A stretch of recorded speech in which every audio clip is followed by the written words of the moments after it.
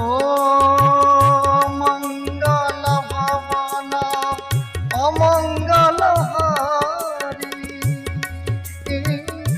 দব সুদশরথ হাজারি বিহার নীলাম ভুজ শ্যামল কমলঙ্গ সীতা সমরপিত বাম ভাজন পন মহাশয় চারু চাপং নমামি রঘুবংশনাথ। জয় জানকী পতি রামচন্দ্র।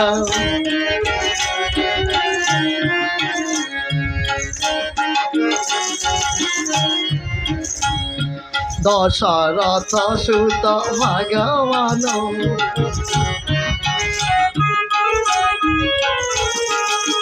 দশরথ সুত ভগবান সপ্তমে বনচারী জানকী পতি রামচন্দ্র সুন্দর ধনু ধারী।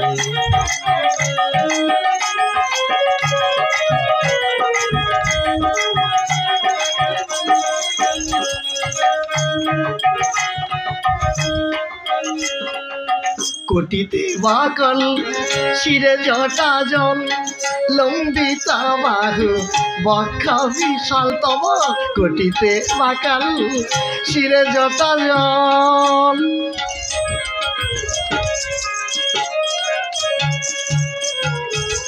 কোটিতে বাকল শিরে জটা জল লম্বিতা বাহু বক্ষ বিশাল কমলপূর্ণ নয়ন যুগল কমলপূর্ণ নয়ন যুগল যুগল চরণ গতিহীন।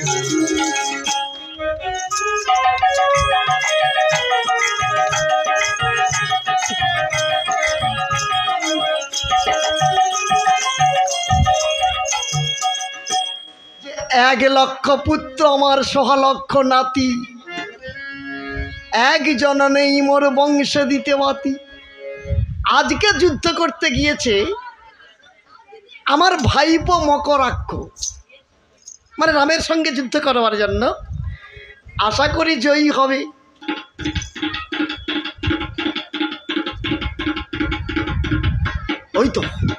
ওই তো ভগ্নদূত আসছে।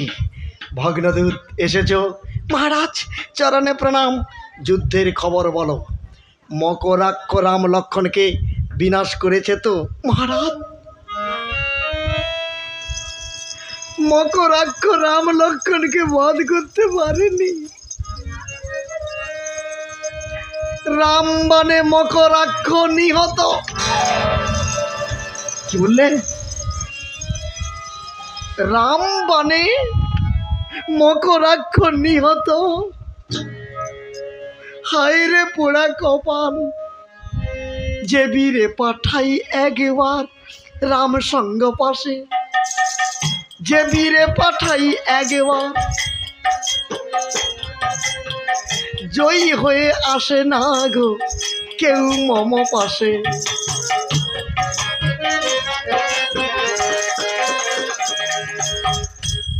আমার সকলে গেল ওই বংশই আমার ধ্বংস হলো, সব আমার ছিন্ন হলো।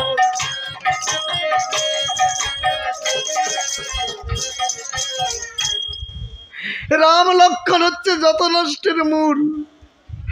আচ্ছা ভগ্নদূত মহারাজ, আচ্ছা মকরাক্ষ তো ভালো যুদ্ধ করতে পারে, ও কোনো মায়া অবলম্বন করতে পারলো না যে মায়ার দ্বারায় রাম লক্ষণকে বিনাশ করা যায়? মহারাজ ভাইপো তো চমৎকার উপায় মায়া অবলম্বন করেছিল। সেটা কীরকম?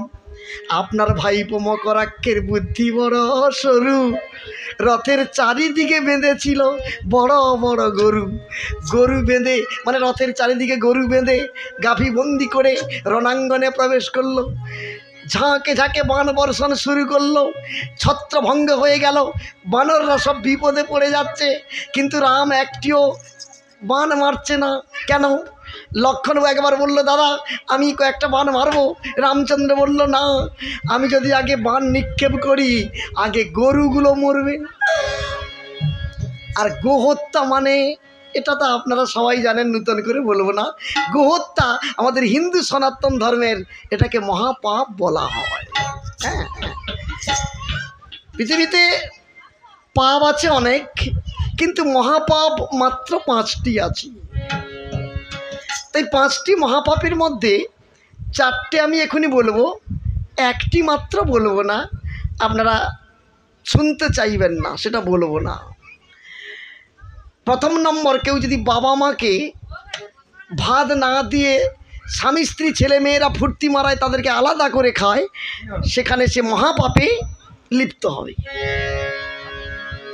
আর দ্বিতীয় নম্বর মহাপাপ কি না, হরিনাম কৃষ্ণ নাম শুনতে ভালো লাগে না, শুনবেন না, ব্যক্তিগত ব্যাপার কি, কিন্তু আপনি হরিনাম কৃষ্ণ নামকে প্রসাদকে যদি টিটকারির নিন্দা করেন, মহাপাপ।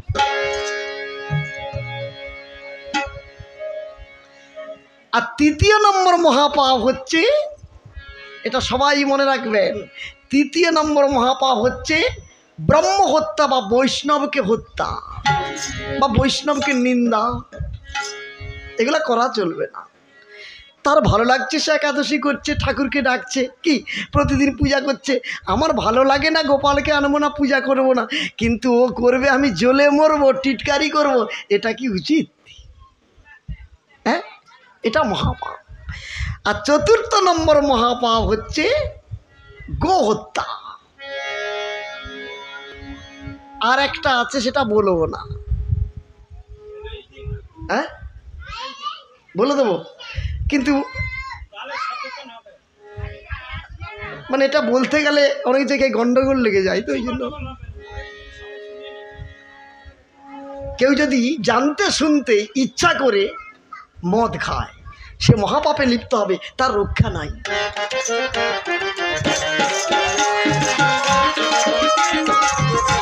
অনিবার্য ধ্বংস, মান সম্মান প্রতিষ্ঠা কিচ্ছু পাবে না, সে স্ত্রীর কাছেও ভালো হতে পারবে না।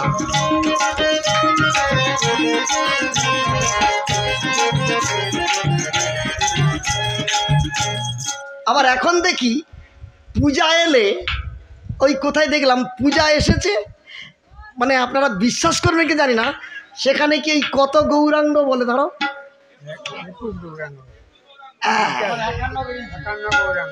21, 51 এসব বেরোচ্ছে না, গৌরাঙ্গকে মাথায় নিয়ে যাচ্ছে।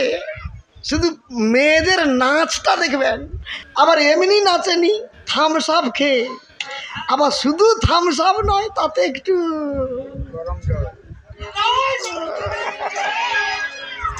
তারা বোঝে না যে ঠাকুর মাথায় নিয়ে বদমাসি। মহাপ্রভু মনের বস্তু, প্রাণের বস্তু, কলির পাবন অবতার, তাকে নিয়ে রাস্তায় এরকম ঠিক নয়, জল ছড়িয়ে তাকে হরিনাম করে নিয়ে যেতে হয়, ওইভাবে বদমাসি করে নয়। এই বদমাসিগুলো দয়া করে বন্ধ করুন। নিতাই গৌর হরি বল।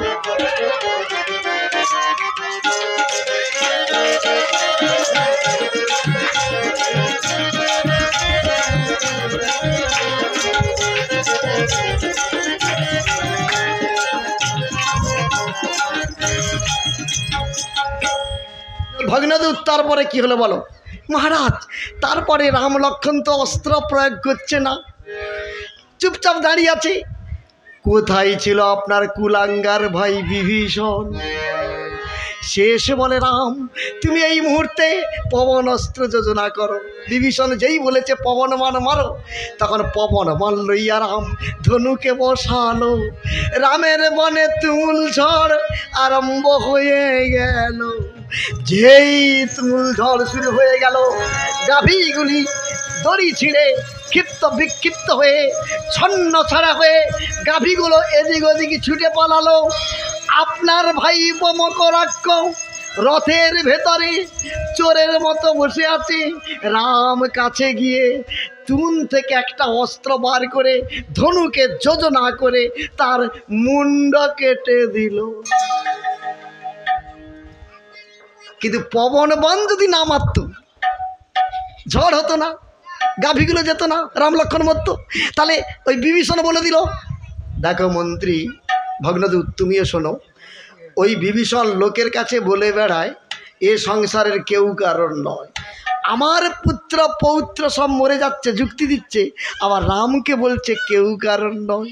মহারাজ একটা কথা বলবো কি, আপনার ভাই বিভীষণ সত্যিকারের ত্যাগী কিনা ওকে একটু প্রমাণ করুন না।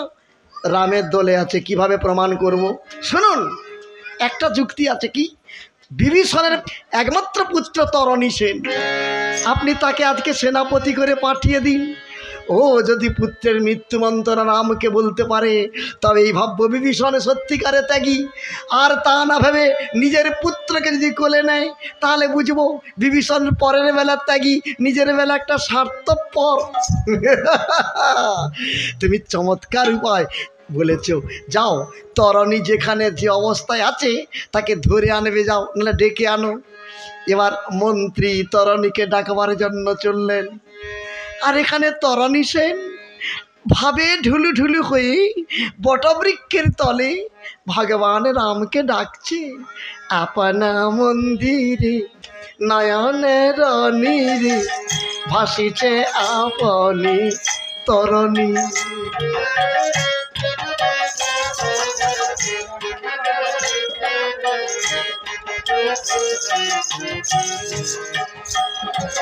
বলে কতদিন পরে দেবে দর্শন দয়াময় রঘু মনিরাম, দয়াময় রঘুমণি।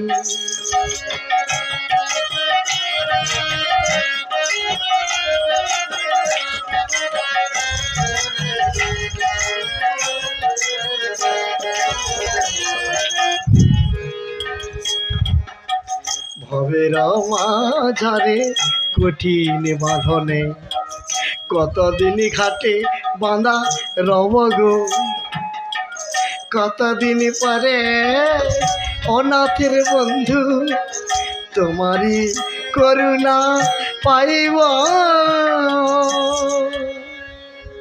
হে রাম, তুমি যাকে বন্দি করো সেই হয় বন্দি, তুমি যাকে মুক্তি করো সেই হয় মুক্তি। আর কতদিন, আর কতদিন এই হীন তরণীকে ভব নদীর ঘাটে বেঁধে রাখবে গো? আমি এ জগতে কিছুই চাই না, আমি তোমার পবিত্র বনে, আমি আমার কদর্য রাক্ষসকুল থেকে প্রাণত্যাগ করে আমি মুক্তি পেতে চাই। আমাকে মুক্তি দাও, আমাকে মুক্তি দাও দয়াময়।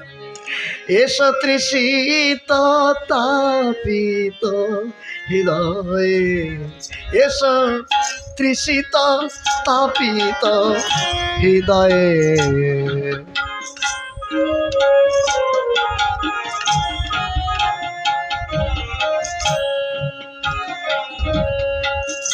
আমি দিনহীন কাঙালের মতো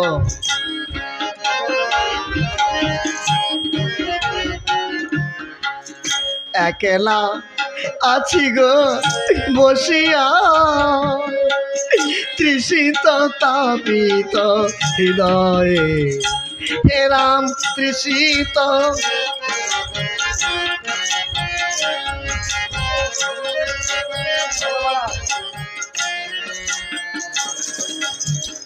ভোগ সুখ আশা যা কিছু জগতে,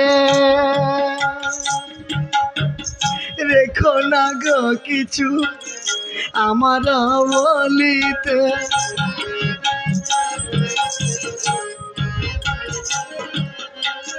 শুধু এ জীবন তোমার আশাতে আমি অকাতরে দিলাম বিলায়। এসো রাম ভগবান, এসো তৃষিত তাপিত হৃদয়ে।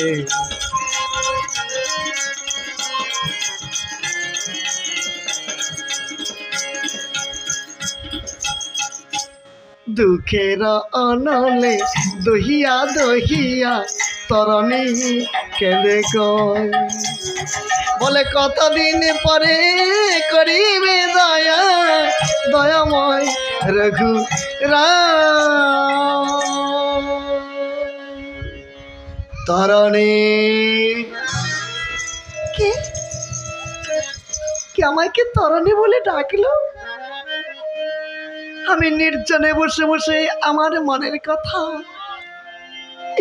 একটি একটি করে রামচন্দ্রের চরণে আত্মনিবেদনই করেছিলাম। আমার মনটাকে এমন করে চঞ্চল করলো কে? ও সৌমিত্র মন্ত্রী, তুমি আমাকে ডাকলে। তরণী, এ ডাকটা আমার মুখ দিয়ে বেরিয়েছে সত্য, এ ডাক আমার নয়। এ ডাক কার? তোমার জ্যাঠাবাবু রাবণের ডাক। না না, এ ডাক তোমার নয়, এ ডাক আমার জ্যাঠাবাবুর নয়, এ ডাক আমার সে রামের ডাক। হাতছানি দিয়ে ডাকছে, আমার মনের বাসনা পূরণ হবে। রামের পবিত্র বাণে কদর্য রাক্ষসকুল থেকে প্রাণত্যাগ করে আমি মুক্তি পাবো, আমি মুক্তি। চলো, আমার জ্যাঠাবাবু যখন ডেকেছে চলো। মন্ত্রীর কথা শুনে তরণী, মন্ত্রীর কথা শুনে তরণী রাজপ্রাসাদে চলিল। রাবণে প্রণাম, রাবণে প্রণাম, রাবণে প্রণাম করিয়া তরণী কর জোরে করে দাঁড়ালো। এসে কি বলে, ডাকিলে কেন জ্যাঠা বাবু, ডাকিলে কেন? এই তো আমি আসিয়াছি জ্যাঠা বাবু, ডাকিলে কেন?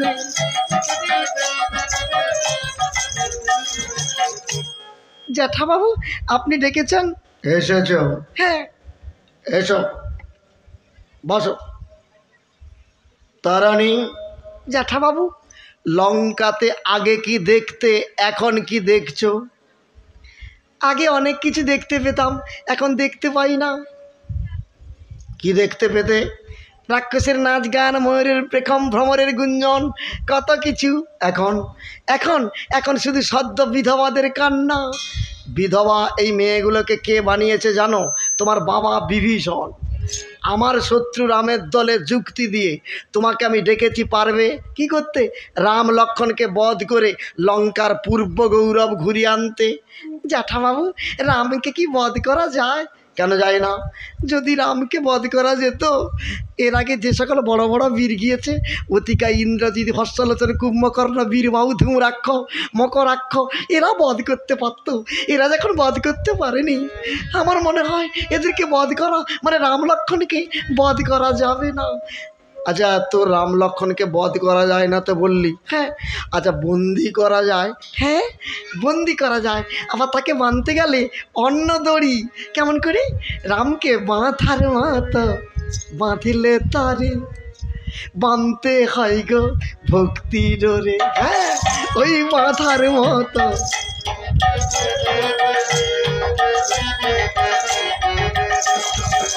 কয়জন আবার বাঁধিতে পারে বলা গা?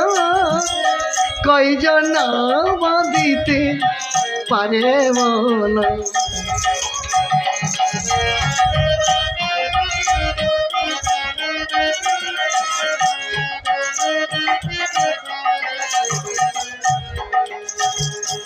বাঁধা তো যায় না ওই ভক্তি ডোর সাধন বিনা। ভগবানকে বাঁধতে হলে একমাত্র ভক্তি ডোরে, সাধনার ডোর।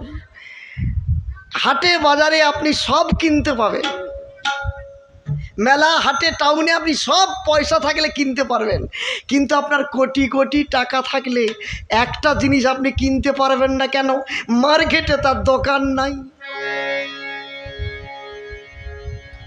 আপনি কোনো দোকানে গিয়ে বলুন তো যে আমি 1 লাখ টাকা দেবো, আমাকে 50 গ্রাম ভক্তি দাও,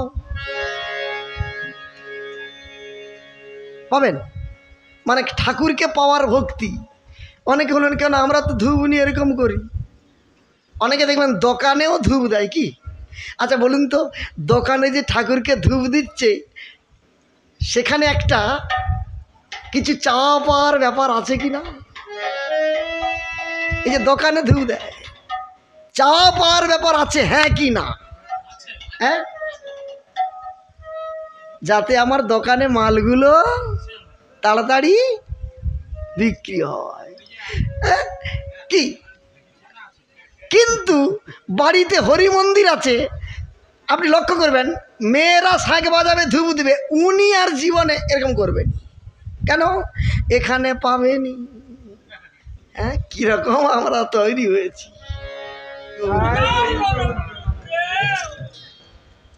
ভক্তি পাওয়ার একটাই মাত্র কৌশল, সেটা কি? নিজের মনকে কায়দা করে ধরো, মনকে। কিন্তু ভুলে কিন্তু মনের কথা শোনা চলবে না, খুব সাবধান। যারা আজকে আমাদের এই তত্ত্বমূলক রামায়ণ শুনছেন, সবাইকে বলে দিই, মনকে একটু বোঝাবার চেষ্টা করুন, একটু বোঝান। মনকে কাজ করাবেন না। মন অনেক কিছু ভাববে, অনেক কিছু করতে চাইবে, কিন্তু আপনি মনটাকে একটু বসে, আপনারা শ্রীমদ্ ভগবত গীতায় ভগবান কৃষ্ণ নিজেই অর্জুনকে বলছে যে মনই হচ্ছে মনের শত্রু, আবার মনই হচ্ছে মনের পরম বন্ধু। যারা মনকে বশীভূত করতে পেরেছে, দলন করতে পেরেছে, বসে আনতে পেরেছে, হ্যাঁ, তারাই হচ্ছে ভক্ত। কিন্তু অনেকে আমাকে জ্ঞান দেয়, রামকৃষ্ণবাবু আমি একাদশীর দিনে এগুলোও খাই, এও খাই, আমি সব করি, কিন্তু আমার মন ঠিক আছে। আচ্ছা, এরকম বলে না অনেকে, যার মন ঠিক তার সব ঠিক মন আছে। ভগবান কৃষ্ণ এইসব শুনে হাসে। যাদের মন ঠিক আছে তার মুখ দিয়ে কোনোদিন এই শব্দটি উচ্চারণ হবে না যে আমার মন সব। যার মন ঠিক হবে, আচরণ দেখে নেবেন। কি? 1 নম্বর হচ্ছে যে মিথ্যা কথা বলবে না, আর 2 নম্বর অখাদ্য কুখাদ্যতে সে নজর দেবে না। সেদিন একজন প্রশ্ন করছে, আমার একটা প্রশ্ন আছে, আপনি দয়া করে বলো। আচ্ছা, আমি 30 বছর ঠাকুর নাম করছি, আমি বৃন্দাবন গিয়েছি 9 বার, নবদ্বীপ গিয়েছি আবার তো 15-16 বার, আর পুরীতে 5-7 বার, দক্ষিণ ভারত 3 বার, দ্বারকা গিয়েছি 2 বার, মানে আমার কোনো বাকি নেই। আমি বহু কীর্তন শুনছি, কিন্তু আমার একটা প্রশ্নের উত্তর আমি পাচ্ছি না। আপনি যদি বলেন আমি কি না, এটা খেতে নেই, ওটা খেতে নেই, সেটা খেতে নাই, বৈষ্ণবরা বলে, এই যে খেতে নাই কোন শাস্ত্রে লেখা আছে আপনি একটু বলুন। মানে সে প্রতিদিন এরকম খায়, বুঝলেন? 9 বার বৃন্দাবন গিয়েছে তবু সে খায়, 15 বার গিয়েছে নবদ্বীপ তবু সে খায়। তাহলে বলুন তো, ও যে গিয়েছে এতবার, ও সত্যিকারে কি তীর্থ দেখেছে? হ্যাঁ, ও কি অনুভব করেছে? সে আমাকে জ্ঞান দিচ্ছে আমার মন ঠিক আছে, বুঝলেন? আবার কি বলে জানেন? সে আমাকে বলে কোন শাস্ত্রে লেখা আছে। আমি বললাম ভাই, কোন শাস্ত্রে কি লেখা আছে আমি জানিও না, অত বলতেও পারবো না, আমি কারো ঝগড়া দণ্ডের দিকে নাই। কিন্তু আমি একটা তোমাকে বলতে পারি, কি না, এই যে যারা বৈষ্ণব বা যারা ভক্ত, তারা যে নিষেধ করেছে একটা খাওয়ার তালিকা, যে এই জিনিসগুলো খেতে নাই বা খাবো না, না খাই ভালো। কেন তারা লিখেছে? বিজ্ঞান সায়েন্সও বলছে যে যে জিনিসগুলো খেলে শরীর ক্ষতি হয়,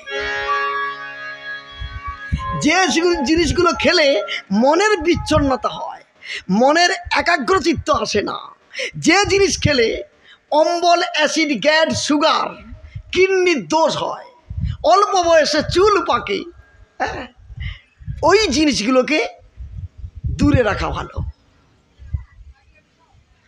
ভক্তজন মণ্ডলী, আজকে রাত্রে যদি কেউ ডিম, মাছ, মাংস খান, সকালবেলা ঘুম থেকে উঠার পর নিজেকে নিজে বিছনায় বসে হাতটা মুখের কাছে রাখবেন, রেখে নিজে বাতাসটা বার করুন, বের করে আপনি নাকের কাছে ঠাকান তো, গন্ধটা কি অমৃত লাগে। রাত্রে খেয়েছেন তো, মাছ মাংস ডিম যা ইচ্ছা খেয়েছেন, সকালবেলা বাসি মুখে ফুঁক দিয়ে দেখবেন আপনি নিজে নাক রাখতে পারবেন না, একটা পচা গন্ধ দাঁত থেকে বেরোচ্ছে। তাহলে বলুন, দাঁতে টুকরা লেগেছিল, হাত মুখ ধুয়ে শুয়েছেন, কেউ ব্রাশও করেছেন, যদি এত গন্ধ হয় তাহলে ভেতরে যে মালগুলি আছে সারা রাত্রি নারীর ভিতরে, সেখানে কি সৃষ্টি হচ্ছে? গ্যাস তো বেরোবার জায়গা পাচ্ছে না, তা স্ট্রোক হবে না কি হবে? হ্যাঁ, সুগার অ্যাসিড হবে না কি হবে? কিডনির দোষ হবে না কি হবে? এই জন্য বৈষ্ণবরা দেখলো যে এই পেঁয়াজ মাংস ডিম কাঁকড়া মাছ এগুলো যদি বেশি খাই, খেতে আরম্ভ করি, তাহলে রোগের সৃষ্টি তাড়াতাড়ি মৃত্যু। কিন্তু সৃষ্টির মাটিতে এসে যেসব করণীয়, যেগুলো আমাদের করা উচিত, সেগুলো আমাদের জীবনে করা হবে না, সেগুলো আমাদের করা যাবে না। এই জন্য এগুলোকে নিষেধ করলে মনটা শরীরটা ভালো থাকবে, একাগ্র চিত্রটা আসবে। সেই জন্য ভক্তজন মণ্ডলী, এইটুকু আমার বলার। আপনারা খান কি না খান আপনাদের ব্যাপার, কিন্তু সাধারণ ভোজনটা ঠিক রাখুন, একদিন ছেড়ে যাবে। সেই জন্য ভক্তজন মণ্ডলী, আজকে তরণী সেন বললেন রামকে মানতে হলে একমাত্র ভক্তির শৃঙ্খলে মানতে হয়। রাবণ বললেন আজকে তুমি যুদ্ধের সেনাপতি। জ্যাঠা বাবু, তাহলে আপনি আশীর্বাদ করুন, আমি আমার মাকে একটু প্রণাম করে যুদ্ধে যাব। তাড়াতাড়ি যাও। ভক্ত তরণী রক্ষ চূড়ামণি, অন্তরে জাগে শিহরণ। ভক্ত তরণী রক্ষ চূড়ামণি,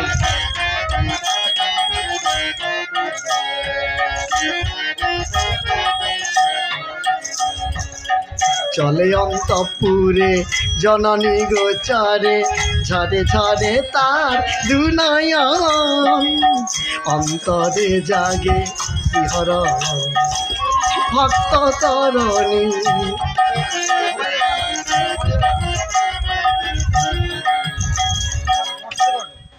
তরণী সেন তার মাকে গিয়ে বললেন প্রণাম এই মাতা। বাবা, বাবা তরণী, এতক্ষণ কোথায় ছিলি বাবা? মা, ওই জ্যাঠাবাবু রাজপ্রাসাদে ডেকেছিলেন।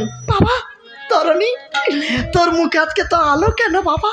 মা, আজকে আমার আনন্দের দিন মা, আমি আনন্দে খেলা করছি। এত আনন্দ কেন বাবা? মা, আজকে আমি তীর্থে যাব। মৃদুভাষী সরমা তরণী রে কয়, মা থাকিতে ছেলে কি রে একা তীর্থে যায়। আমিও যাব রে, আমিও যাব রে, আমায় সঙ্গে নিয়ে চল, আমিও যাব রে।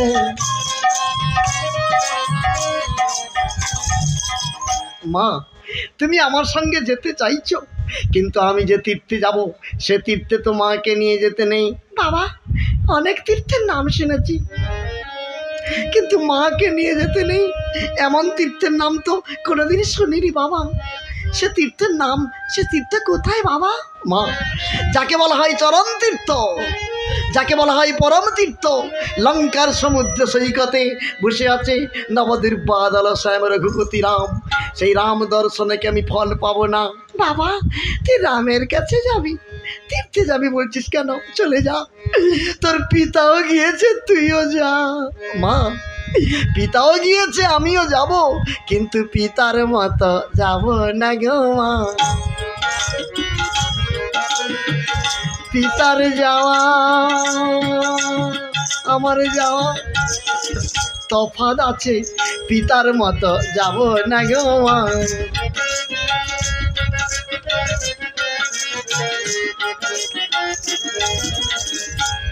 পিতা গেছে কর জুড়ে সেবিতে চরণ, আমি যাব ধনুক ধরে রামেরই সমন। পিতা গেছে চোখের জলে রামের চরণ ধোয়াতে, আমি যাব আমার বুকের রক্ত রামের চরণে ঢেলে দিতে।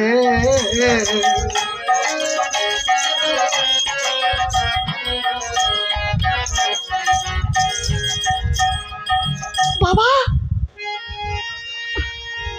তোর বুকের রক্ত রামের চরণে ঢেলে দিতে যাবি?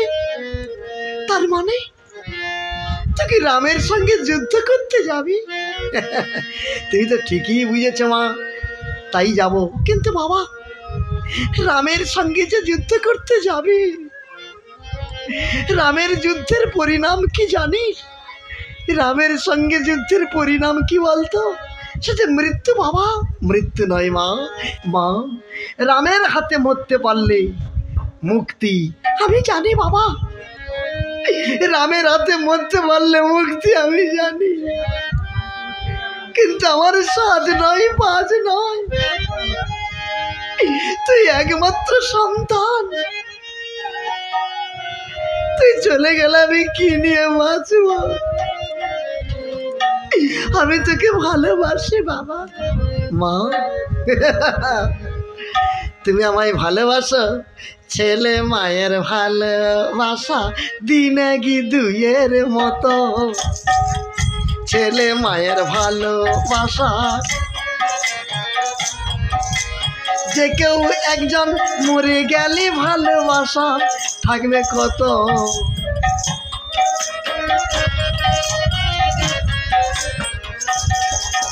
যে কেউ একজন মরে গেলে ভালোবাসা থাকবে কত, ছেলে মায়ের ভালোবাসা দিনে 2-এর মতো।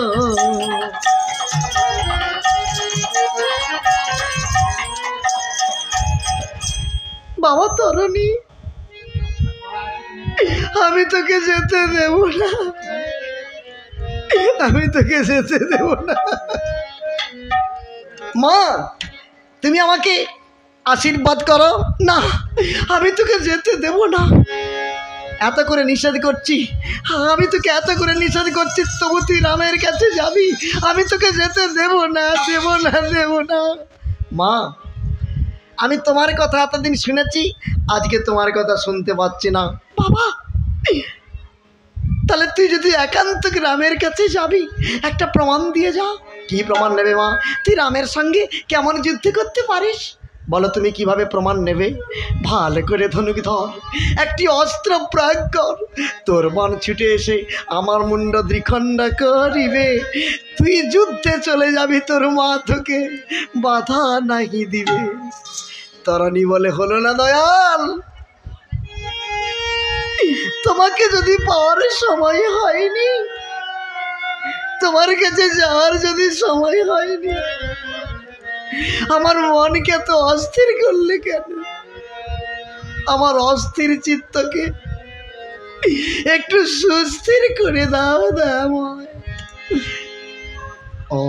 অস্থির চিত্ত সুস্থির করো রাম, ওগো তুমি চির শান্ত।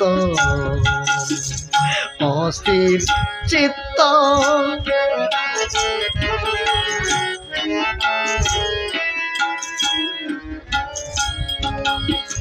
বিপথ বিপাকে আর কতদিন,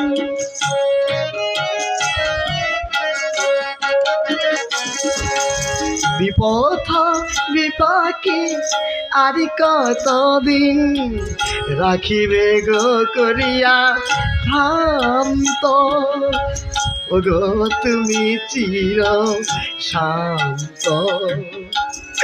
অস্থির চিত্ত সুস্থির করো রাম।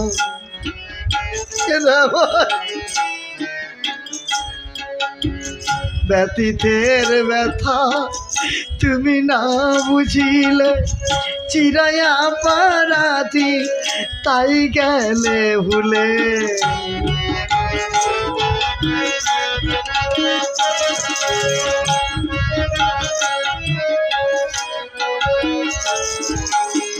বরে গে চাহাগ নয়নের কনে, বরে গে চাহাগ নয়নের কনে, অনাথ বন্ধু পথ ভ্রান্ত। অস্থির চিত্ত সুস্থির করো রাম, ওগো তুমি চির শান্ত।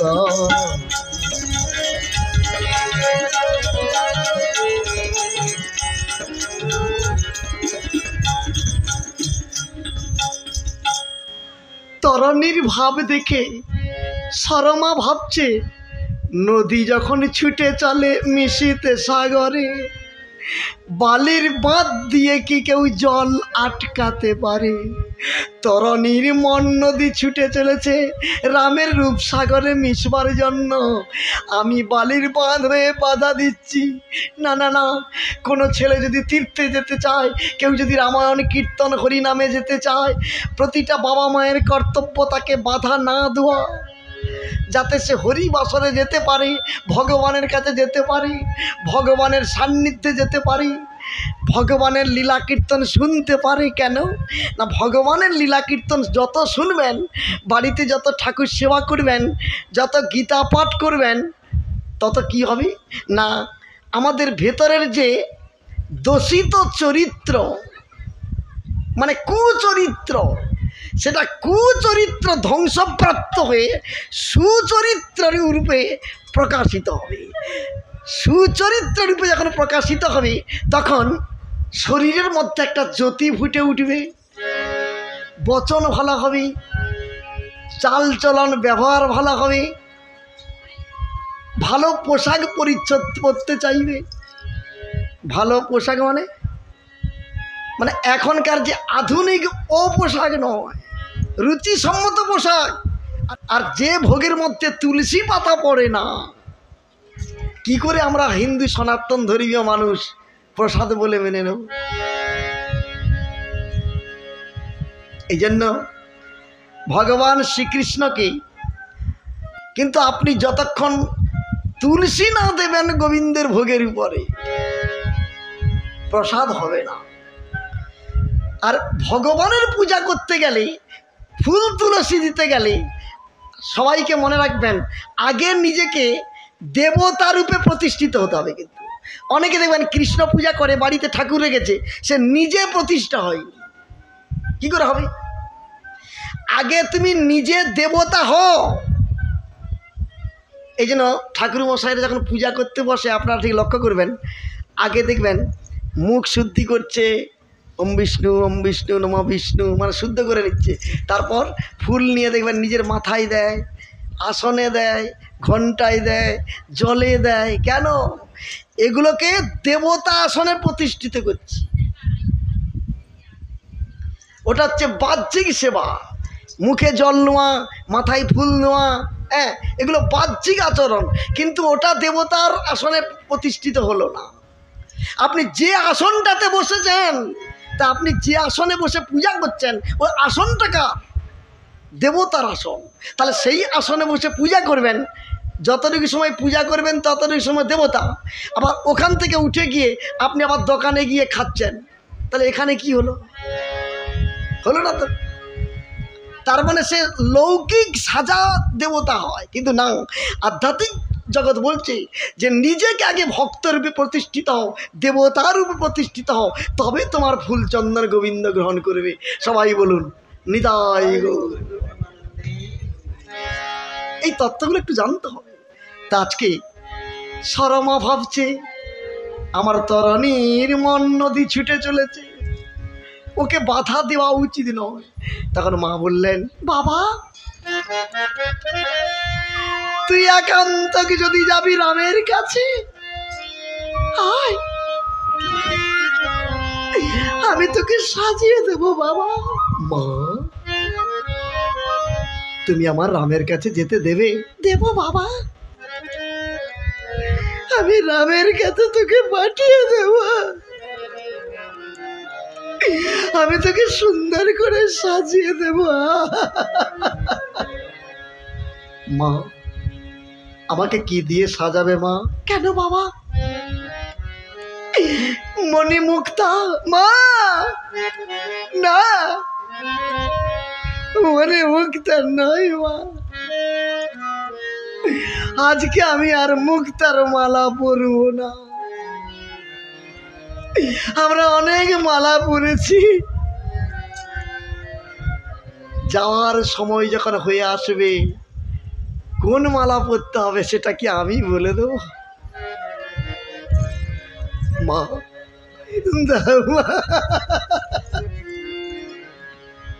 কণ্ঠে আমার দাও পরায় এক তুলসীর মালা মাগো, কণ্ঠে আমার দাও পরায়।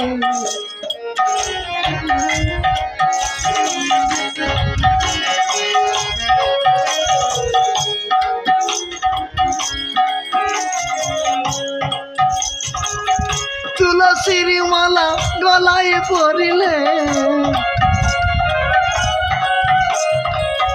তুলসীর মালা গলায় পরিলে যাবে মনের জ্বালা, কণ্ঠে আমার দাও পরায় তুলসীর মালা মা।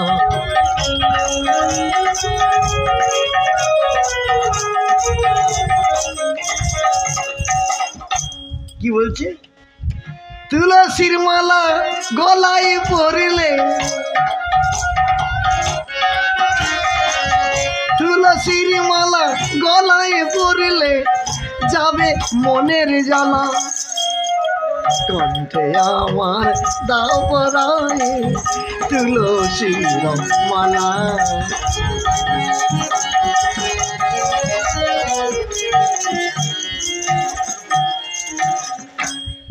আজকে সরমা বলল, বাবা আমি তোকে তুলসীর মালা পরিয়ে দিলাম, তোর কানে কানে রাম মন্ত্র জপ করে দিলাম, তোর সর্বাঙ্গে লিখে দিলাম রাম নাম, তোর দাদার সঙ্গে আমি তিলক করে দিলাম, চলে যা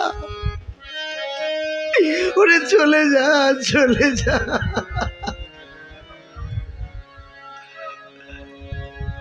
তরানি বললেন, বিদায় হলাম জনমের মাতা, রেখো টুকু স্মৃতি ও আমার মা, মনে যদি পড়ে আমার কথা ভুলে যেও মা, যাবার বেলায় বিদায়।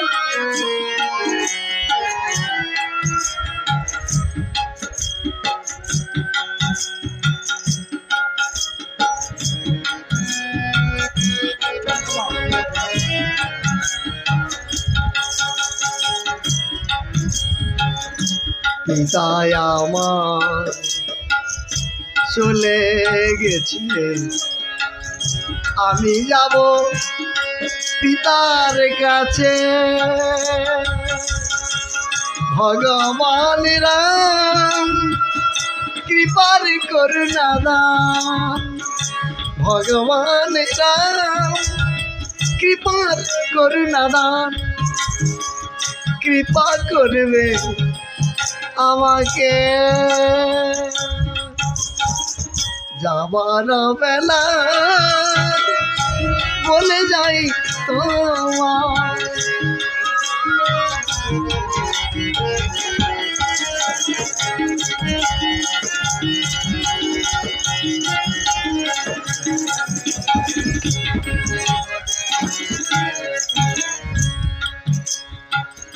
যাবার বেলায় তরুণী ওরে তরুণী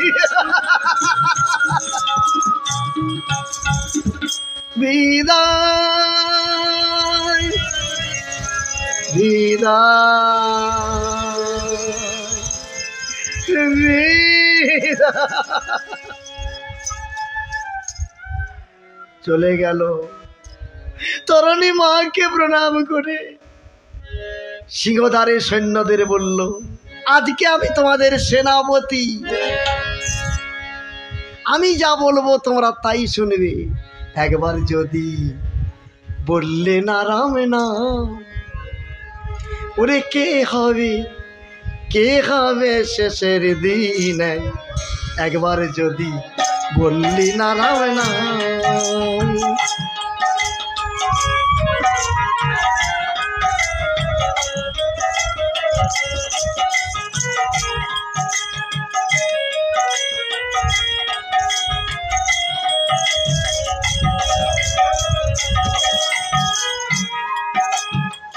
সারথীর প্রতি তরণী কহি যে তখন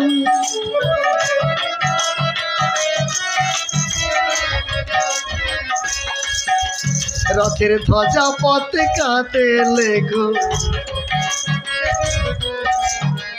ধ্বজা পথে কাটে লেগো শ্রীরামের নাম একবার যদি বললি না রাম নাম কে হবে শেষের দিনে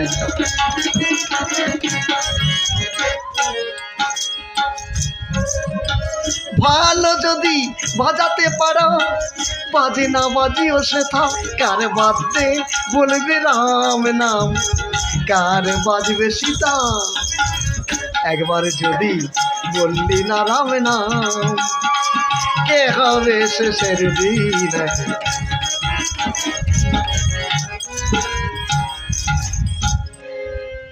এবার তরণী সেন রথে উঠল তরণী সেনের রথ ঘরে ঘর সব শব্দে চলতে শুরু করলো তরণী সেনের রথ যখন ঘর ঘর শব্দে চলছে রাম সেবক বানরগণ তারা দূরে দাঁড়িয়েছিল তারা দূর থেকে দেখতে পেয়ে গাছ পাথর পর্বতের খণ্ডগুলো সব ছুঁড়ে ছুঁড়ে মারতে শুরু করলো তরণী সেন মনে মনে ভাবলো না তোমরা আমাকে মেরো না তোমরা আমাকে মেরো না তখন তরণী ভাবছে আমি তো কারোর প্রাণ নিতে আসি না আমি আমার প্রাণ দিতে এসেছি তা এদের বাধা কেন ও ভগবানের পথে গেলে একটু বাধা বিঘ্ন আসে ঠিক আছে তখন তরণী সেন জয় রাম বলে একটা বানে মেরে দিল সেই বানটা কাছে উঠে গিয়ে চারিদিক অন্ধকার করে দিল যেই চারিদিক অন্ধকার হয়ে গেছে তখন বানররা বাপরে মারে চিৎকার করতে করতে ছুটে চলল কোথায় এখানে বসে আছে রামে রাজীব লোচন বানরগণ আসিয়া দাঁড়ালো তখন এসে বললেন বাবা বাবা কি হয়েছে বানরগণ বাবা রাবণ একটা ছেলেকে যুদ্ধ করতে পাঠিয়েছে 10 থেকে 12 বছর বয়স সে 2-1টা বান মেরেছিল চারদিক অন্ধকার হয়ে গেছে বাবা আপনি চলুন 10-12 বছরের বালক এমন বান মেরেছে চারদিক অন্ধকার হয়ে যাচ্ছে হ্যাঁ ছেলেটি কে ও বিভীষণ নিতাই তো আমি এখানে আরে শোনো আচ্ছা বিভীষণ তোমার লঙ্কাতে 10-12 বছরের এমন কোনো ছেলে আছে ভালো যুদ্ধ করতে পারে রাবণ পাঠিয়েছে এই তো এরা তো এসে বলল মিতা 10-12 বছরের বালক ভালো বান মারতে পারে এমন তো আমার নজরে কেউ নেই ঠিক আছে আমি এখনই যাচ্ছি আমি দেখে আসতেছি ছেলেটি কে দেখবার জন্য বিভীষণ এক পা এগিয়ে গেল দূর থেকে বিভীষণ দেখতে পেলেন তার পুত্র তরণী সেন তরণী তরণী তুই তোর সঙ্গে যুদ্ধ করে বড় বড় বীরগণ পরাস্ত হয়ে গেছে কেন তুই এমন করে যুদ্ধ করতে এলি কেন রাম যদি এসে জিজ্ঞাসা করে এই ছেলেটি তোমার কে হয় আমি যদি বলি আমার ছেলে তরণী রাম তোকে যুদ্ধ করতে চাইবে না আর তুই তো রামকে ছাড়বি না শেষে তোর হাত ধরে আবার সে মায়ার সংসারে ফিরে যেতে হবে না না না আমি যে সংসারকে পদত্যাগ করেছি সে সংসারে আমি যেতে পারবো না কত আশা করে গো মানুষ দুদিনের তরে আসিয়া কত আশা ঠিক আছে হাত দিও না কত আশা করে গো মানুষ দুদিনের তরে আসিয়া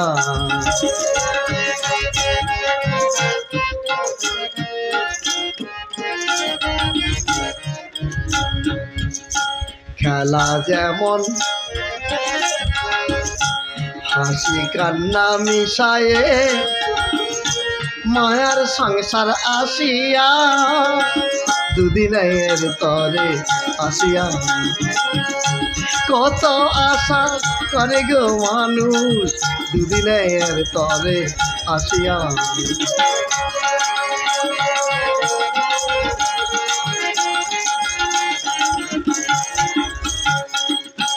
কেউ বা করে ছুটাছুটি কেউ বা করে পরিপাটি, কেউ করে যায় কার সর্বনাশ, কেউ করে যায় কার সর্বনাশ। পিশাচ নেশায় মাতিয়া দুদিনের তরে আসিয়া।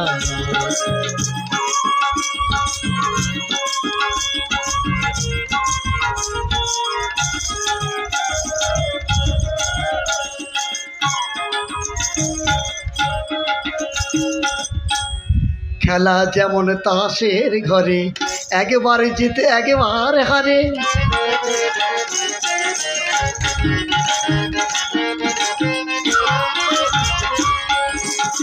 খেলা যেমন তাসের ঘরে, একবার জিতে একবার হারে। মায়ার খেলা তেমনি খেলা, মায়ার খেলা তেমনি খেলা। হাসি কান্না মিশিয়া দুদিনের তরে আসিয়া কত আশা।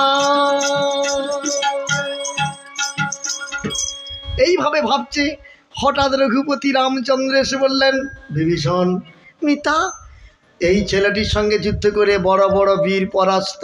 হ্যাঁ মিতা, ওই ছেলেটাকে তুমি চেনো? হ্যাঁ চিনি মিতা, আমি চিনি। ছেলেটিকে? ছেলেটা রাবণের অন্য প্রতিপালিত এক রাক্ষসের বালক।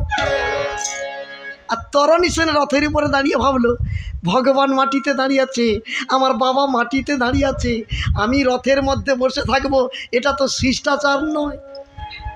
আজকে তরণী সেন তার পিতাকে প্রণাম করলেন, তারপর রামকে প্রণাম করলেন, সবাইকে প্রণাম করলেন।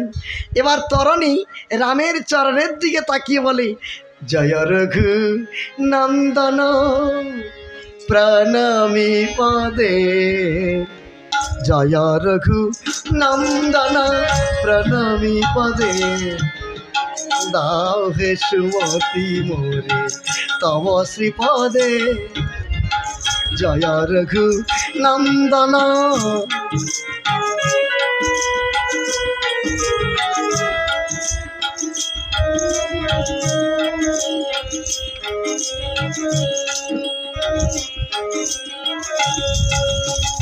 ভাব ভকতিহীন শুষ্কয়ে মরু প্রাণ, দাও ভরায় ধাতব দিয়ে প্রেম সমীরণ।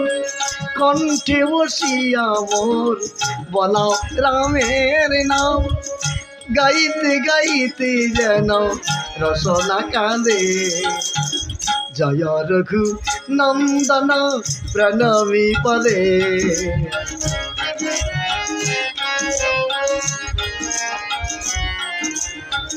আমি যদি ভুলি দয়াল তুমি মোরে ভুলো না, আমি যদি নাহি ডাকি তুমি দূরে থেকো না। অন্তিমে বান্ধবা শেষের দিনে মোর,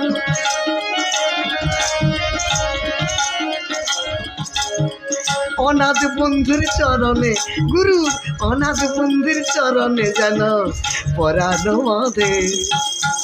জয় রঘু নন্দন।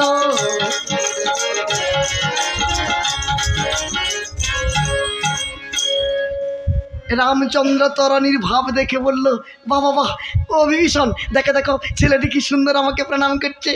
মৃদুভাষী রামচন্দ্র তরণীকে কয়, আমি আশীর্বাদ করি বাবা তোর যেন বাঞ্ছা পূর্ণ হয়। তখন লক্ষণ বলে, দাদা দাদা এ আপনি কি করলেন? কেন? এই ছেলেটা এসেছে আপনাকে বিনাশ করতে, আর আপনি বলছেন তোর বাঞ্ছা পূর্ণ হোক। লক্ষণ, ওই ছেলেটা আমাকে বধ করবে, ওর ওর ওই মনোবৃত্তি থাকলে এইরকম একটি আশীর্বাদ আমার মুখ থেকে বের হতো না। তুই একটু পরে প্রমাণ নিবি। তরণী তখন আবার রামচন্দ্রের ধ্যান করছে। রামচন্দ্রের দিকে তাকিয়ে বিভীষণ বলে, অমিতা রঘুপতি, ছেলেটা কীভাবে ভক্তি করছে দেখেছেন? ও বিভীষণ, তাই তো দেখছি। আচ্ছা একটা সত্যি কথা বলবে? বলো মিতা, ওই ছেলেটাকে কি তুমি চেনো? হ্যাঁ, ওর ঘর যেখানে আমার ঘর সেখানে, ও রাক্ষস আমি রাক্ষস, চিনবো না কি করে? আচ্ছা ছেলেটির সঙ্গে তোমার সম্পর্ক কি? দেখুন মিতা, ওসব পুরোনো কথা ছেড়ে দিন। যেদিন তোমার সঙ্গে সম্বন্ধ ছিল না ওরা আমার আপন ছিল, যেদিন থেকে তোমার সঙ্গে সম্বন্ধ পাতিয়েছি সেদিন থেকে ওদেরকে ভুলে গেছি। যদিও আমার নিকটত কেউ, আমি এই মুহূর্তে বলবো ওর সঙ্গে আমার কোনো সম্পর্ক নেই। এই মুহূর্তে রাম তোমায় বলছি, তুমি ওই ছেলেটাকে বধ করো, ওই ছেলেটাকে বধ করো। চমকিত হলো রাম, চমকে উঠল রাম, মনে মনে ভাবছে এরকম ত্যাগী আমি জীবনে দেখিনি, এরকম ত্যাগী ভক্ত আমি দেখিনি। নিজের ছেলে বলে আমার কেউ নয়, তুমি বধ করো। ধন্য ত্যাগী শ্রেষ্ঠ বিভীষণ তুমি। এবার রামচন্দ্র তরণীর দিকে তাকিয়ে বলল, বালক তোমার ভক্তিতে আমি অত্যন্ত সন্তুষ্ট, আমি তোমাকে একটা বর দেব বাবা। বলো তুমি কি বর নেবে? তখন তরণী মনে মনে ভাবল, আমি যদি বলি রাম তুমি আমাকে এই বর দাও, আমি তোমাকে বধ করব, উনি তো এই বরই দেবেন। কিন্তু না, আমি এমন বর চাই না। অন্তর্যামী অন্তরে জানতে পেরেছে, তাই আমাকে বর দিতে উদ্যত। না না না না, রাক্ষসের মৃত্যু চোখের জলে নয়, চোখের জলে নয়। রাক্ষসের মুক্তি একমাত্র ধনুর্বাণ রুষ্ট ভাষা। যারা রামের চরণে চোখের জল দিচ্ছে, যেমন আমার পিতা চোখের জল দিচ্ছে, ফেলে রেখে দিয়েছে, আর আমি চোখের জল দিচ্ছি, বর দিতে উদ্যত। কিন্তু এরা আগে যে সকল বড় বড় বীর এসেছে তারা কেউ চোখের জল দেয় না, ধনুর্বাণ রুষ্ট ভাষা বলেছে, আর রামচন্দ্র কৃপা করে তাদেরকে বৈকুণ্ঠে পাঠিয়ে দিয়েছে। কি না না না, আমি এমন করে চাই না, আমি শত্রুতা করব। বালক তুমি আমার কাছে বর প্রার্থনা করো। তরণী হেসে উঠলেন, রাম বর দেবে কারে? ভেবেছ কি আমি ভজিব তোমারে? ভেবেছ তুমি অযোধ্যাতে যাবে? ভেবেছ তুমি আমাকে বধ করবে? না না না, আমি স্তব স্তুতি করেছি তোমার মনটাকে পরীক্ষা করার জন্য। তুমি অল্প স্তপে ভুলে গেছো। ধরো রাম, ধরো ধনুক, যুদ্ধ করো। তখন তরণী বলল, এই বালক তোর তো স্পর্ধা কম নয়, তুই আমার সামনে আমার দাদাকে অপমান করবি? ধর ধনুর্বাণ, আমার সঙ্গে যুদ্ধ কর। লক্ষণের সঙ্গে তরণীর যুদ্ধ বেঁধে গেল। নানাবিধি দুইজনে অস্ত্র নিক্ষেপিল, যত যত বান মারে ঠাকুর লক্ষণ, প্রতিবান ব্যর্থ করে তরণী। তখন লক্ষণ বললেন, আমি হেরে গেলাম, আমি হেরে গেলাম। তরণী মনে মনে বলছে, হে লক্ষণ, তুমি তো জানো তোমাকে যদি পরাজিত না করি তোমার দাদা অস্ত্র ধরবে না, তাই তোমার অঙ্গে কয়েকটা কঠিন বান মেরেছে দয়াময়, তুমি আমায় ক্ষমা করো। মানে মনে মনে বলছে, এবার মুখ দিয়ে বলছে, কি হলো লক্ষণ, তুমি তো কই আমার সঙ্গে পারলে না? রামচন্দ্র বললেন, বালক আমার ভাই লক্ষণ যুদ্ধে কিছুই জানে না, আমি তোমার সঙ্গে যুদ্ধ করবো বালক। তবে এসো রাম।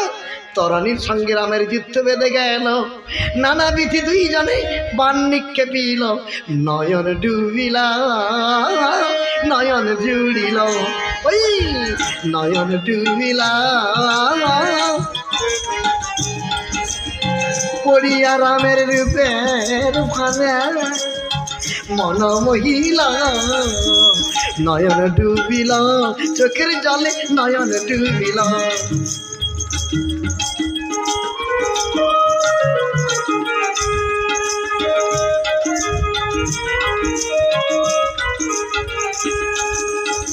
কালো মেঘে ফিরবি চুরি, জানা কত সোহাগেরি।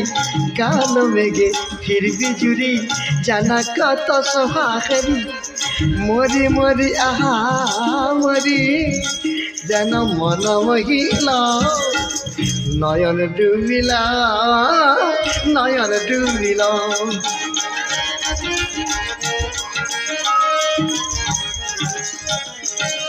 রামচন্দ্র যতমান তরণী ব্যর্থ করে দিল, চকা চকা সরে তরণী নামকে বিঁধিতে লাগিল, নয়ন ডুবিলা নয়ন ডুবিলা।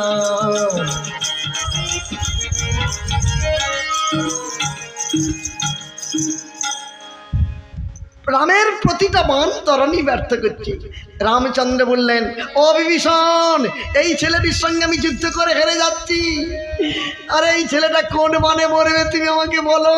বিভীষণ মনে মনে ভাবছে, হে রাম, হে রাম, রাম দয়াময় রাম, তুমি জানো না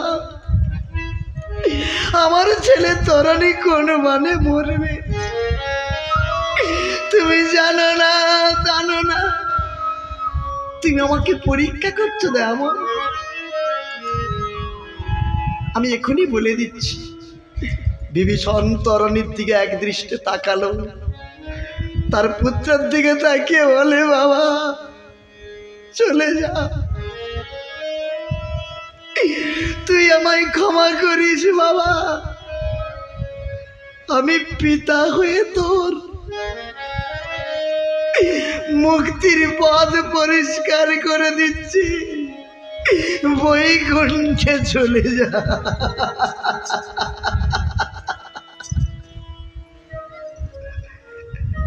ও বিভীষণ, মিতা, আরে এই ছেলেটা কোন মানে মরবে তুমি বলছো না কেন? মিতা, ওই ছেলেটা মরবে পবিত্র বৈষ্ণব। যেই বিভীষণ বলে দিয়েছে তখন বৈষ্ণব বান লইয়া শ্রীরাম ধনুকে বসালো। বৈষ্ণব বান লইয়া রাম ধনুকে বসালো, সেই বান তরণী চিনিতে পারিল। তরণী ধনুর বানে ফেলে দিল, জয় সীতারাম বলে নাচিতে লাগিল। ওই জয় সীতারাম বলে, জয় রাম, জয় রাম, জয় রাম। এইবার আমাকে মুক্তির পথে যেতে হবে। রঘুবীর, রঘুবীর, তুমি আমাকে বর দেবে বলেছিলে না? এই মুহূর্তে তুমি আমাকে বর দাও। আমি বর নিয়ে নি তোমাকে অপজ্ঞা করেছি, বর দেবে, দাও না রাম। আমায় কি বর দেবে জানো? তোমার ওই যে বানটা আসছে, দ্বিখণ্ড করিয়া আমার মুন্ড কাটিয়া ফেলিবে ভূতলে। আমার কাটা মুন্ডে যেন মাটিতে পড়ে উচ্চ স্বরে সীতারাম রাম বলে গো। কাটা মুন্ডা উচ্চ স্বরে, কাটা মুন্ডা উচ্চ স্বরে সীতারাম রাম বলে গো।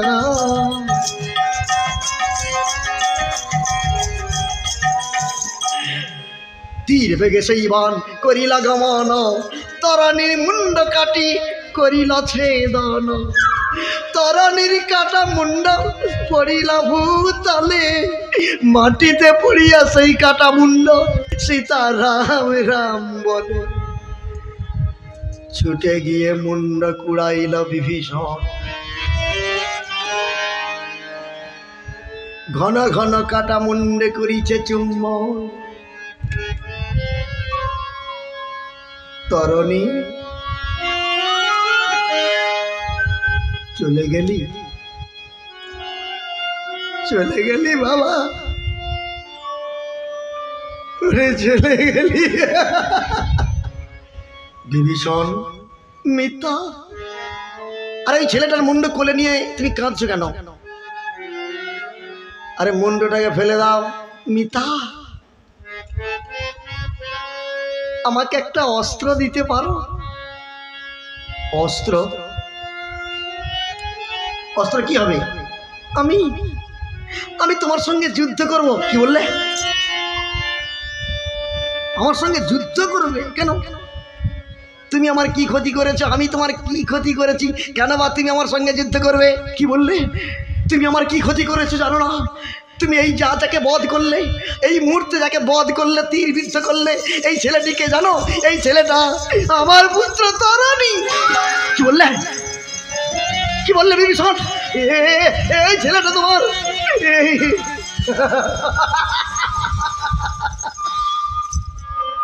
এই ছেলেটা তোমার পুত্র তরণী। তোমাকে বারবার জিজ্ঞাসা করছি, তুমি তো বললে না যে আমার ছেলে। মিতা, আমি বলবো কেন? তুমি যদি অন্তর্যামী জগৎ গোসাই, এই ছেলেটা আমার কে হয় তুমি কি অন্তরে জানো নাই? তুমি অন্তরে জানো না? তুমি আমাকে প্রশ্ন করবে কেন? আমি তাই বলে দিয়েছি। বিভীষণ, তুমি চঞ্চল হয়েও না, আমি তোমার ছেলেকে বাঁচিয়ে দিচ্ছি। তখন বিভীষণ বলে, না, আমার ছেলেকে বাঁচাতে তো আমি বলিনি। তাহলে পুত্র শোকে যুদ্ধ করতে চাইছো কেন? আমি তো পুত্র শোকে যুদ্ধ করতে চাইছি না। তাহলে যারা তোমার চরণে চোখের জল দিল তাকে ফেলে রেখে দিলে, আর যারা তোমার বুকে বাণ বৃদ্ধ করলো, তীর মারলো, তাদেরকে বৈকুণ্ঠে পাঠালে। আমার তরণে বৈকুণ্ঠে চলে গেছে। আমিও তোমার সঙ্গে যুদ্ধ করে বৈকুণ্ঠ প্রাপ্তি হতে চাই। আমাকে একটা অস্ত্র দাও, যুদ্ধ করি। বিভীষণ, যার মনে নেই কোনো কুণ্ঠিত, তার ভেতরে আছে বৈকুণ্ঠ। তোমার মনে যদি কোনো কুণ্ঠিত থাকতো, হাসি মুখে পুত্রের মৃত্যু মন্ত্রণা তুমি আমাকে বলে দিতে পারতে না। তার মানে মনটা তোমার পরিষ্কার। কেউ 500 লোককে নিশি প্রহর করে, অষ্টপ্রহর করে ঠাকুরকে এনে খাইয়ে দেয়, তাতে 5,000, 20,000, 50,000, 1 লাখ খরচ হয়। কিন্তু যিনি মনে করে মজুরি খেটে তো খেতাম, পার ডে 200-300 টাকা রোজগার করতে পারতাম না, কিন্তু আজকে আমি লক্ষ লক্ষ টাকা রোজগার করতে পারি, তাহলে দিয়েছেন গোবিন্দ, তার পিছনে 10,000, 20,000 খরচ হয়ে গেছে, তার জন্য কৃপণতা করবো কেন? এ তো ভগবানের টাকা। গঙ্গা জলে গঙ্গা পূজা হয়েছে, ভগবান দিয়েছে।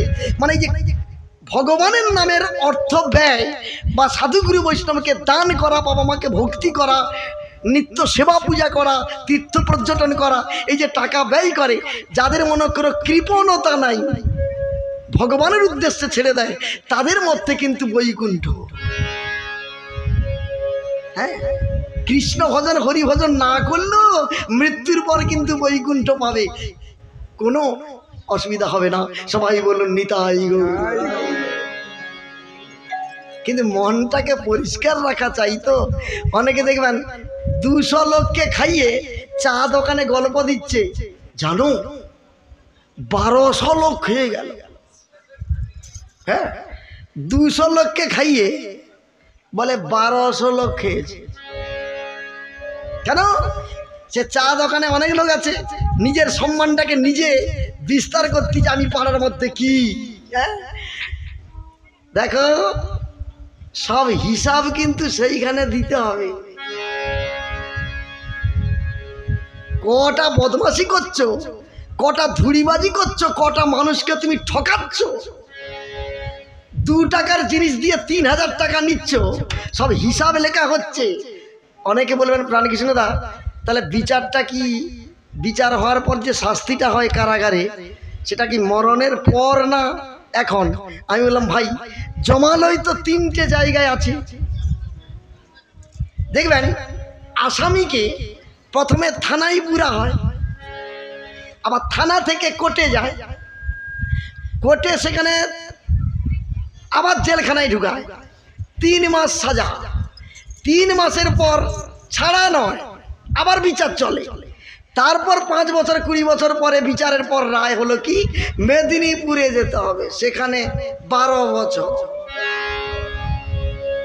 মানে 3 জায়গায় শাস্তি হয়, প্রথমে থানায়, তারপর কোর্টের জেলখানায়, তারপরে সেখানে। তা এও ঠিক তাই। আমরা যদি কোনো অপরাধ করি, পাপ করি, মানুষকে ঠকাই, সাধুগুরু বৈষ্ণবকে নিন্দা মন্দ, হরিনামকে নিন্দা, শ্বশুর শাশুড়িকে বাবা মাকে অগ্রাহ্য, এই পাপগুলো যদি করি, 3 জায়গায় শাস্তি হয়। প্রথম শাস্তিটা হয় কোথায় না, নিজের মনে। মনে শাস্তি কিরকম, একটুখানি প্রমাণ দিই। বিনা পয়সায় রেশন দিচ্ছে, একটু হেঁটে যেতে হবে 20 মিনিট, আমি সাইকেল চালাতে পারি না, ছেলে সাইকেল চালাতে পারে। আপনি আপনার নিজের ঔরসজাত সন্তান ছেলেকে বললেন, বাবা বিনা পয়সায় রেশন দিচ্ছে 25 কিলো চাল, তখন সে উত্তর দিচ্ছে, আমার সময় নেই, আমার কাজ আছে, আমার সে টিউশনি আছে, আর আমার বন্ধু আসবে, একটা নোট করা হবে, সে কম্পিউটারের ব্যাপার আছে। আপনি ছেলেকে বললেন রেশনটা ধরে আন, সে তার হুড়িপুরি অনেক কিছু বলে তার কাজ আছে আছে পারবো না। তারপরে কিছু সময় দেখবেন সে মোবাইল নিয়ে তাল গাছের গোড়ায় উত্তর পাড়ার একটা পল্টুকে আর রবিকে আর শম্ভুকে নিয়ে সেখানে বদমাশি করতেছে তিনজন, কিন্তু বাবা মাকে খাটাচ্ছে। সেই চাল আনলে রান্না করলে উনি গিলবে, কিন্তু বাবা মার কথা শুনলো না। এই যে আপনি ছেলেকে মানুষ করতে গিয়ে ছেলে মানুষ হলো না, আপনার উপরে উত্তর দিল, খাটাচ্ছে, তার মানে এখানে আপনার অন্তর দগ্ধ, এখানে আপনার একটা শাস্তি হলো।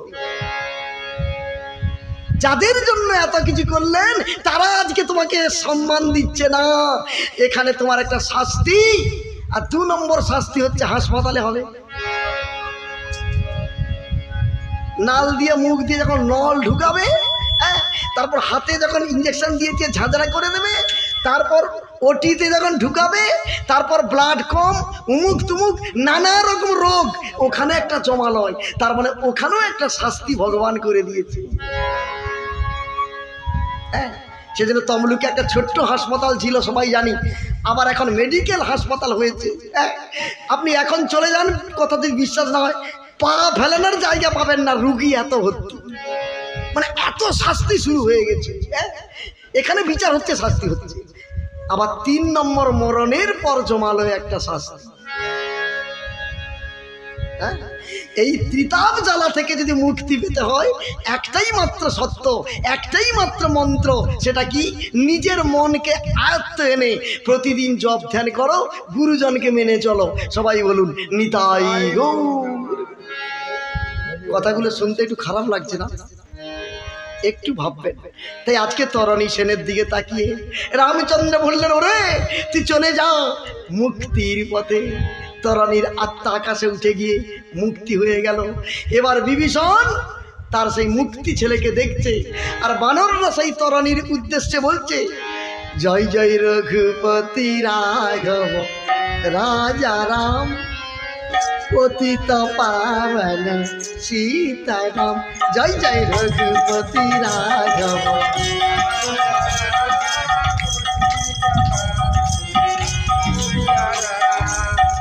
আচ্ছা সবাই আমার সঙ্গে করতালি মিলিয়ে সবাই বলুন তো, জয় জয় রঘুপতি রাঘব রাজা রাম, পতিত পাবন সীতারাম।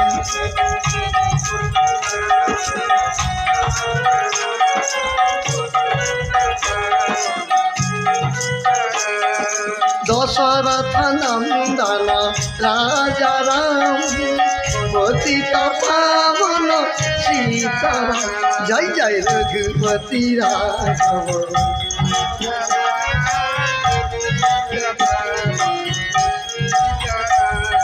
মঙ্গল পরশন রাজা রাম, দশরথ নন্দন রাজা রাম। ওই শ্যামল সুন্দর নবদীর বদন, পতিত পাবন। জয় জয় রঘুপতি রাঘব রাজা রাম, পতিত পাবন সীতারাম।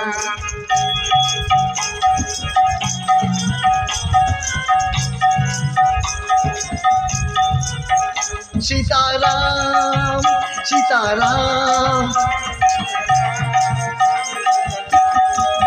সীতারাম সীতারাম সীতারাম সীতারাম সীতারাম সীতারাম সীতারাম। ওম শান্তি শান্তি শান্তি।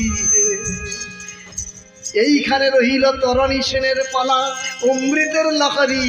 ভজনী তাই গৌর প্রেমানন্দ। সবাই বলুন হরি হরি। ও মঙ্গল ভবন অমঙ্গল হারি, দব সুদশরথ হরি বিহার।